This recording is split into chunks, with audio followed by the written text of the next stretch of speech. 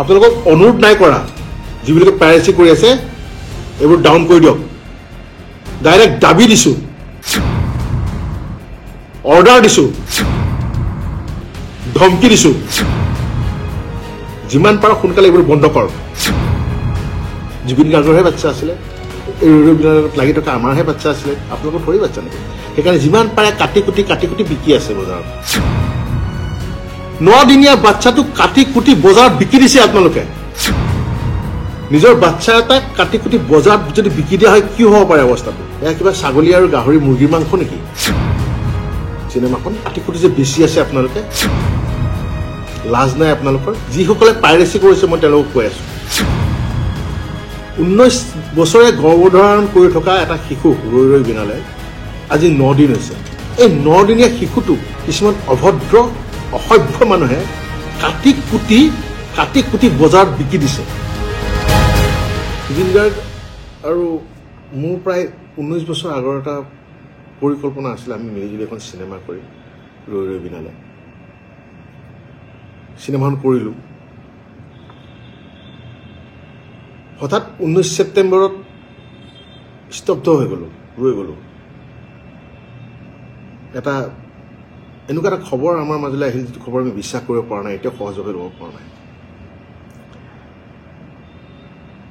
21 ছেপ্টেম্বৰৰ পৰা আহি জুবিন গাৰ্গে ছবিখনৰ কাম কৰাৰ কথা আছিলে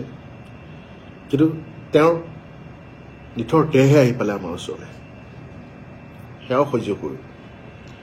গুৰু দায়িত্ব পৰিলে 31 তাৰিখে ছবিখন ৰিলিজ কৰিব লাগে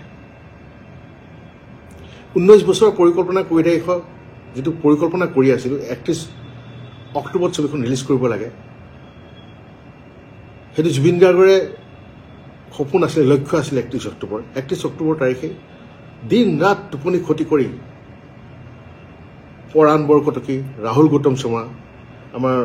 প্ৰযোজক সামন্ত গৌতম মই দেৱজিৎ চাংমাই আমাৰ অমৃত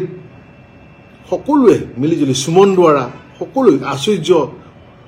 চিন্তু ফুকন সকলোৱে মিলিজুলি অশেষ কষ্ট কৰি 31 তাৰিখে ৰাইজৰ মাজত ছবিখন ওলাই দিলোঁ 19 বছৰে গৰ্ভধাৰণ কৰি থকা এটা শিশু ৰৈ বিনালে আজি 9 দিন হৈছে এই 9 দিনীয়া শিশুটো কিছুমান অভদ্ৰ অসভ্য মানুহে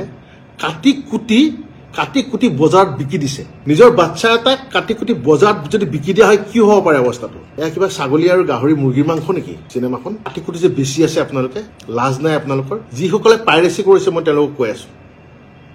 31 তাৰিখে ছবিখন ৰিলিজ দিয়াৰ পিছত দিনে ৰাতিয়ে লাগি আছো এই যে পাইৰেচিবোৰ যে আহে সেইবোৰ মানে ব্লক কৰাত সেইবোৰ ৰিপৰ্ট কৰাত লাগি আছো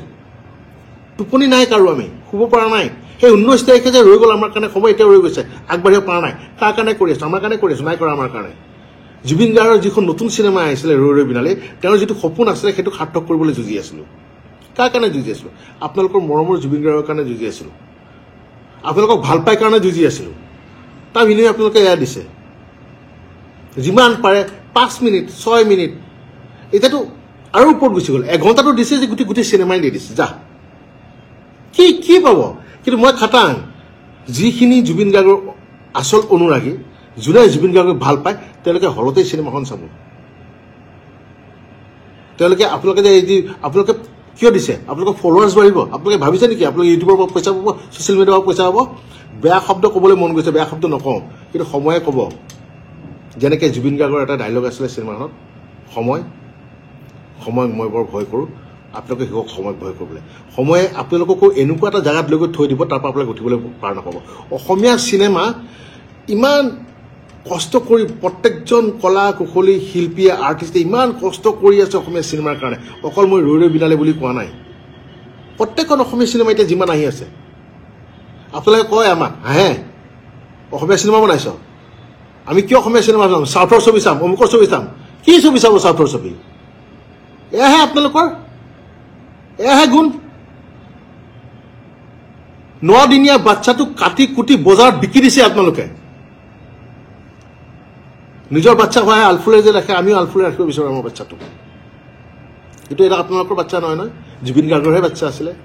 এই ৰেডিঅ'বিলাকত লাগি থকা আমাৰহে বাচ্চা আছিলে আপোনালোকৰ থৰি বাচ্চা নেকি সেইকাৰণে যিমান পাৰে কাটি কুটি বিকি আছে বজাৰত কেইদিনমান আগতে এটা ব্যক্তিগত চেনেলত প্ৰথম যেতিয়া গানটো ওলাইছিলে সেইটো পাইৰেচি কালে মই যেতিয়া খং কৰিছিলোঁ ক্ষোভ কৰিছিলোঁ দুগৰাকী ব্যক্তিৰ মই নাম নকওঁ তেওঁলোকৰ ফটো দেখুৱাই দিছিলোঁ তেওঁলোকে পিছত মোক কৈছিলে দাদা আমি বেলেগৰ পৰা পাইহে কৰিছিলোঁ আপুনি মোক আমাক এনেই ক'লে আমাক গোটেই সকলোৱে গালি পাৰি আছে মই তেওঁলোকক কিন্তু তেওঁলোকে যেতিয়া ফোন কৰিছিলে ব্যক্তিগতভাৱে তেওঁলোকক মই চৰি বুলি কৈছোঁ বোলো বেয়া নাপাবা মই খুব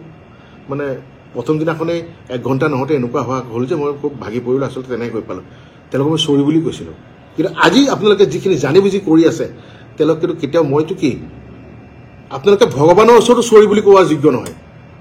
সিনেমাখন পাইৰেচি কৰি পেলাই আকৌ তাত লিখি দিয়ে জাষ্টিছ ফৰ জুবিন দা জয় জুবিন দা এই জাষ্টিছ ফৰ জুবিন দা যে জয় জুবিন দা বুলি ক'লে এই জুবিন দা শব্দটোক আপোনালোকে একদম অৰ্থহীন কৰি পেলালে লাজ লাগে আপোনালোকে অসমত থাকি যদি এইবোৰ কাম কৰি আছে নিজকে অসমীয়া বুলি পৰিচয় দিবলৈ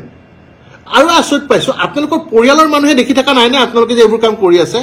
আপোনালোকৰ বন্ধুবৰ্গে আপোনালোক দেখি থকা নাই নে আপোনালোকৰ এইবোৰ কাম কৰি আছে আপোনালোকৰ বন্ধুবৰ্গৰ মাজত এজনো সৎ অসমীয়া নাই নে এজনো সৎ অসমবাসী নাই নে এজনো ভাল জুবিন গাৰ্গক ভাল পোৱা মানুহ নাই নে যোনে নেকি বাধা দিয়ক আপোনালোকক যে নকৰিবি ভাই এখন জুবিনৰ চিনেমা এখন অসমীয়া চিনেমা এখন অসমবাসীৰ চিনেমা সেনেকুৱা এজনো ওলোৱা নাই নে এতিয়ালৈকে আমি নাজানো কোনে কৰি আছে জানা হয়তো নকওঁ শব্দটো জানা হয় কি কৰিলোঁ হয় নকওঁ বহুতে কমেণ্ট কৰি আছে দুখিত মই মোৰ কথাখিনি কৈ দিওঁ মই আপোনালোকক ৰিপ্লাই দিব পৰা নাই মই বাৰে বাৰে কৈছোঁ জীৱনত প্ৰথমবাৰৰ কাৰণে লাইভ আহিছোঁ লাইভত কি ক'ব লাগে সেয়াও মই নাজানো কিন্তু বহুত খুব মই কৈছোঁ ন 19 তাৰিখে যে সময়বোৰ ৰৈ গৈছিলে তাৰপিছৰ পৰা কোনো শুব পৰা নাই আমাৰ মানুহখিনিয়ে আপোনালোকেও শুব পৰা নাই অসমবাসীৰ লগতে আমিও দুখিত আমিও আৱেগিক হৈ আছোঁ আমিও কষ্ট পাই আছোঁ গৰিমা বেছি কষ্ট পাই এতিয়াও হস্পিটেলতে আছে সেয়াও মৰম নাই আপোনালোকৰ জুবিন গাৰ্গৰ ন্যায় কাৰণে আমিও লাগি আছোঁ আমিও বিচাৰোঁ ন্যায় হওক সেইকাৰণে দিন গন্তি কৰি গৈ আছোঁ আজি 51 নম্বৰ দিন এয়াও হিচাপ আছে 19 তাৰিখে জুবিন গাৰ্গ নোহোৱা হোৱাৰ পৰা এতিয়ালৈকে কেইঘণ্টা কেই ছেকেণ্ড হ'ল সেয়াও হিচাপ কৰি ৰাখি আছোঁ সেয়া তেনেকৈও গন্তি কৰি গৈ আছোঁ তাৰপিছতো কামখিনি কৰি গৈ আছোঁ তেওঁৰ কামখিনি আপোনালোকক অনুৰোধ নাই কৰা যিবিলাকে পাইৰেচি কৰি আছে এইবোৰ ডাউন কৰি দিয়ক ডাইৰেক্ট দাবী দিছোঁ অৰ্ডাৰ দিছোঁ ধমকি দিছোঁ যিমান পাৰ সোনকালে এইবোৰ বন্ধ কৰ নহ'লে কিন্তু কথা বিষম হ'ব এইবাৰ গোটেই ছবি জগতখনকে মোহাৰি দিছ যিমান কেইজন প্ৰযোজক পৰিচালক আহিছিলে আগুৱাই আকৌ অসমীয়া চিনেমা কৰিম বুলি চব বেকফুটত গুচি গ'ল আজি 3 দিনৰ পৰা চব বেকফুটত গুচি গ'ল নকৰোঁ বুলি চাৰেণ্ডাৰ কৰি দিছে শ্যামন্ত গৌতম জুবিন গাৰ্গৰ বন্ধু জুবিন গাৰ্গে তেওঁ ভাল কাম কৰি আছিলে বেংগলত মাতি আনিলে ছবিৰ কাৰণে তেওঁ আহি গ'ল অসমীয়া ছবি কৰিবলৈ ইয়াত জুবিন গাৰ্গৰ লগত জুবিন গাৰ্গ আমাৰ মাজত নাই যদিও তেওঁ কৈছে হ'ব তেওঁৰ যিখিনি সপোন আছে আমি পূৰা কৰি যাম আমি কাম কৰি যাম অসমীয়া চিনেমা কৰি যাম কিন্তু এই পাইৰেচি দেখি তেওঁ আজি 3 দিন হৈছে কৈছে নাই মই কিয় কাম কৰিম যিজন বন্ধুৱে মোক বিচাৰিছিলে তেওঁৰ লগত কাম কৰে সেই বন্ধুটো নাই আৰু তেওঁৰ সৃষ্টিকো যদি এই আজি 5 দিন 6 দিনতে এনেকুৱা অৱস্থা কৰিছে মই আৰু কি বুলি পেলাই কাম কৰিম নালাগে মই গুচি যাওঁ আকৌ যিকোনো খবৰৰ বাবে যোগাযোগ কৰক 7099017330 লগতে 7099017110 নম্বৰত